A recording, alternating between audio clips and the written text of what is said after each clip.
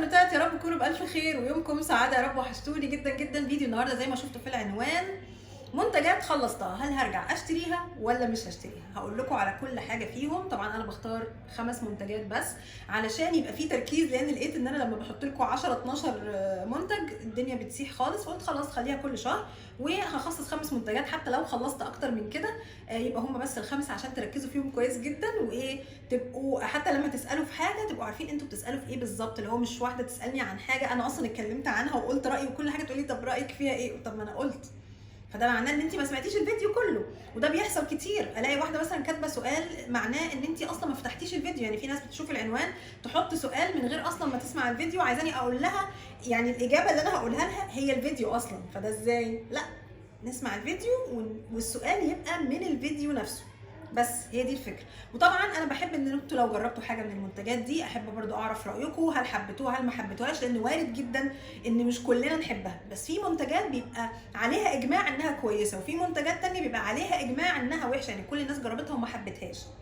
فاهمين؟ فهو عادي، يعني الاختلافات دي عادي جدا، لان ممكن منتج انا حبيته ممكن حد تاني ما يحبوش، لان اصلا نوع البشره مختلفه، حاله البشره مختلفه.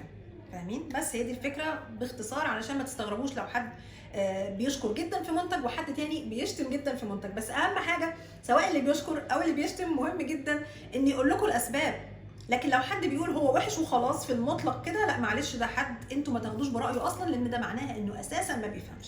لكن لو هو عارف هو وحش ليه وبيبرر وحش ليه، فده حد بيفهم. ده مهم جدا جدا، ودي معلومه ليكوا انتوا مش ليا انا خالص. عموما يلا بينا نبتدي. ولو اول مره تزوروا قناتي اهلا وسهلا بيكم، وما تنسوش تضغطوا على كلمه اشتراك او سبسكرايب اللي هي بالاحمر، وتدوسوا على الجرس عشان يوصلكم اشعار بكل فيديو جديد انزله. وتابعوني على انستجرام، ده اسمي على انستجرام باي لميا البرديسي، تنوروني. وعايزه اقول لكم ان انا اسمي القديم بتاع زمان ستايل لوما رجع بس بشكل تاني مختلف. انكم لما تعملوا لي منشن سواء في كومنت عندي او تعملوا لي منشن في اي قناه تانية، عايزين تعملوا لي منشن على حاجه عشان اشوفها، تقدروا تعملوا لي منشن بستايل لوما. ودي حاجه انا بسطاني جدا، لان انا الاسم ده بعتز بيه جدا وهو اللي بدات بيه القناه. فانا فرحانه ان رجع المنشن بالاسم بتاعي القديم مع الاسم الجديد، الاثنين موجودين عادي مفيش اي مشكله. بس حبيت اوضح لكم يعني القصه دي. ويلا بينا نبتدي كده كل البرودكتس اللي انا هكلمكم عنها النهارده. بس قبل اي حاجه عايزه اقول لكم خبر حلو، جبت برودكت جديده ميك اب من شي جلام. انا قلت لكم ان انا ناويه ان انا اجرب حاجات كتير جدا من شي جلام، فالمره دي جبت بقى مجموعه تعمل ميك اب لوك كامل. ففي حاجات بصراحه بدات اجربها، مش كتير، حاجتين 3، وفي حاجات لسه هجربها قدامكم لاول مره. فان شاء الله استنوا يوم الخميس الفيديو ده، يعني لسه هصوره، يعني اشوف لسه، حتى مش ما عنديش في مخي فكره اعمل لكم لوك ايه، هعمل ايه، ما عنديش اي فكره خالص، بس قلت احمسكم شويه. المهم خلينا بقى في موضوع النهارده. البرودكتس اللي انا اخترتها عشان اكلمكم عنها، اول حاجه اوبتي فري، ده محلول العدسات الرهيب، احلى محلول عدسات جربته في حياتي. انا طبعا بستعمل لينسز طبيه شفافه زي اللي انا حطاها النهارده، وكنت بستعمل ملون، بس بصراحه بقيت حاسه ان انا مرتاحه اكتر للون عيني الحقيقي. ليه؟ علشان بقدر اعمل اي ميك اب لوك انا عايزاه، اي لون انا عايزاه. عملت اي لون في الحياه بيبقى حلو جدا، بيبرز لون العين قوي. المهم اوبتي فري ده رهيب، وهكرره تاني وتالت وعاشر، بس هو لولا غلا الاسعار كنت جبته تاني، لان هو غلي بس بجد حلو قوي قوي. فاللي يقدر يشتريه اكيد يجيبه، وهو احلى واحد انا جربته بجد. بيشيل البروتين، بينضفها، بيعقمها، مريح، ما بيعملش اي حساسيه في العين، بيخليها تحفه. فده بيحافظ لك على العدسه. خلي بالك المحلول الكويس بيحافظ لك على العدسات بتاعتك اطول وقت ممكن، دي مهمه جدا. بلاش الانواع المصريه، معلش انا جربت كذا نوع وما كانوش احسن حاجه. العدسه ما اعرفش بتبوظ، ما تسالنيش ليه انا مش قادره افهم، وده مش ما حصلش مره واتنين. خليكم في اوبتي فري، ده حلو. وعايزه اقول لكم ان انا دورت على بديل ارخص، انا بصراحه ده مش فاكر سعره كام ابدا. المهم البديل الارخص هو مين؟ ديزيو يا رب يكون باين معاكم. ده تحفه بقى، حلو وبديل ارخص. انا ده اشتريته وخلصته وجبت كمان واحده جديده، وده طبعا قعدت اجيبه كتير جدا، يعني ده كررته كذا مره، فده يعني بشتريه تاني ولا لا، اشتريته كذا مره. وده اشتريته تاني، يعني ده جبته مره كان ب70، اشتريته تاني كان ب85، ما اعرفش دلوقتي بقى بكام، لان انا سعر ال 85 ده بالظبط من اسبوعين ونص، واتضح ان في الاسبوعين ونص دول طبعا انتوا عارفين الدولار زاد فزود الاسعار، فما اعرفش سعره الجديد بقى بكام، فعشان كده مش هكتب لكم اسعار الحاجات دي لان فعلا ما اعرفش الاسعار. بس يعني عموما اخر سعر اشتريت بيه ده كان ب 85. المهم ان ده بديل ده يجنن يعني، زيه في كل حاجه، زيه في كل حاجه، حلو جدا جدا جدا بشكل مش طبيعي. فالاثنين دول انصح بيهم جدا، اوبتي فري وديزيو اهو قدامكم عشان ما حدش يقول ايه الصور مش باينه او كده، اهو اوضح من كده مفيش. طيب نيجي بقى للبرودكت ده. عندكم الغسول بتاع لا روش بوزيه ايفا كلار، ده كررته مليون مره، حلو جدا. تقدري تستعمليه صيف شتاء، تقدري تستعمليه كبشره دهنيه عاديه مختلطه. الجاف ما تستعملوش. هو حلو جدا جدا جدا، لا بينشف ولا بيعمل اي مشاكل خالص لو استعملتيه صيف او شتاء. حلو جدا جدا، من احلى الغسولات اللي انا جربتها وكررته مليون مره، ولولا ان عندي غسولات تانية كنت اشتريته تاني.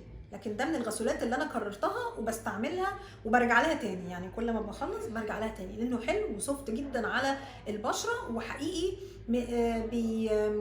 هو مش بينشف حبوب، فهو ملوش علاقه بالحبوب. لو واحده عندها اكني برون او بشرتها اكني برون، لا ده مش هيفيدها في اي حاجه لانه مش بينشف الحبوب، لكن هو مش هيزودها. دي برضو نقطه مهمه جدا. خفيف جدا على البشره، بينظف كويس جدا، من احسن الغسولات اللي انا جربتها. بس لو بشرتك اكني برون مش هيفيدك في نقطه الحبوب، لكن فيما عدا ذلك هو جميل جدا. الغسول ده حلو جدا جدا. طيب نيجي بقى للشامبو والكونديشنر من لوريال الفيف من مجموعه هايلورون مويستشر. خلصتهم للاخر، جبت منهم جديد بصراحه، جالي جديد من الشركه خلاص، فيعني بستعملهم. وانا جبت يعني انا دول جبتهم اول ما نزلوا، بس جبت الحجم الكبير. جبت الشامبو كنت جايبه الشامبو لوحده، لما جربته لوحده ما كانش حلو، لكن لما جربت الشامبو والكونديشنر سوا اداني ترطيب لشعري جميل جدا. وعايزه اقول لكم حاجه، اللي فروه راسها دهنيه مهم جدا تستعمل شامبو فيه سلفيت او سلفات. ليه بقى؟ علشان ده بيشيل الدهون وبينظف الفروه كويس. لكن لو انت استعملتي شامبو من غير سلفات، فروه راسك مش هتنضف كويس ومعرضه للقشره جدا، فخلوا بالكم من النقطه دي. نيجي لنقطه ثانيه مهمه، هتقول لي السلفات مضر، والسلفات ما بيعملش حاجه غير ان هو بينشف شويه. النوع اللي موجود في منتجات لوريال بتاعت الشامبوهات بتاعتهم كلها اخف واحسن نوع سلفات، اقل ضررا واقل جفافا.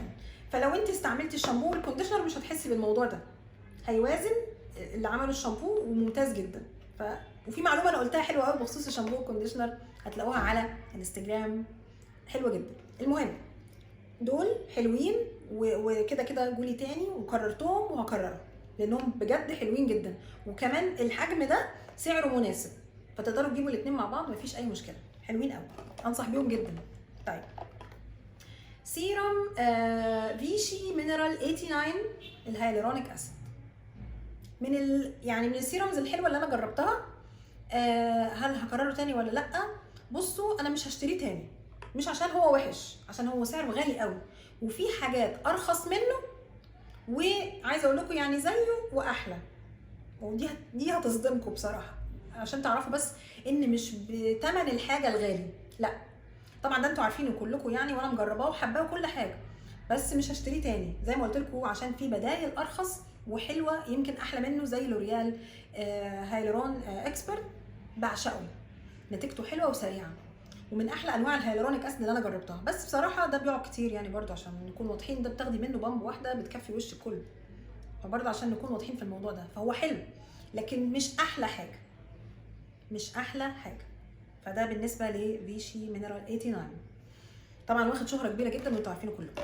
اخر برودكت معانا النهارده كريم العين الاي كونتور كي 1 من ميديتوبيك، يا رب يكون باين معاكم.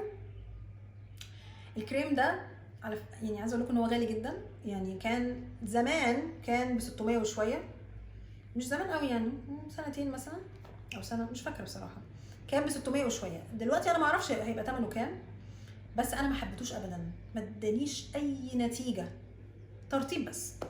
فلما يبقى كريم بالسعر ده ويديني ترطيب بس، انا عمري ما هشتريه تاني، نو واي ان انا اشتريه او افكر ان انا اشتريه. يعني حرام ادفع الثمن ده في كريم بيدي ترطيب بس، وانا ممكن اجيب كريم ب 100 جنيه او 100 وحاجه بسيطه يديني نفس الترطيب. فلا، ده عمري ما هكرره تاني. فعشان كده بصراحه يعني ما فكرتش ان انا اجرب اي حاجه تانيه من ميديتوبيك. ده السبب، مع انها براند مستورده وكل حاجه، بس ما بقتش واثقه. دي كده كل البرودكتس اللي انا حابه اكلمكم كده. يكون خلص الفيديو. اشكركم على المتابعه. قولوا لي ايه اكتر برودكت انتم متحمسين تشتروه، او لو انتم مجربين اي حاجه من البرودكتس اللي انا اتكلمت عنها، احب اسمع رايكم فيها. وبس كده، اشوفكم على خير فيديو جاي ان شاء الله. ميعادنا يوم الخميس برضو الساعه 9. وعايزه اقول لكم ان فيديوهاتي بنزلها كل اثنين وخميس، ولو نزلت اي فيديو شورت ده بنزله يا اما الصبح يا اما بالليل على حسب. فتابعوا كده القناه عشان تشوفوا الفيديوهات، لاني هحاول اكتر من فيديوهات الشورت الفتره اللي جايه. اتمنى انها تكون بتعجبكم برضو، لان هي بتبقى فيديوهات صغيره فيها معلومه صغيره، تقدروا تسالوني برضو تحتها وهجاوبكم ان شاء الله. وبس كده، اشوفكم على خير. بحبكم جدا جدا جدا جدا. باي باي.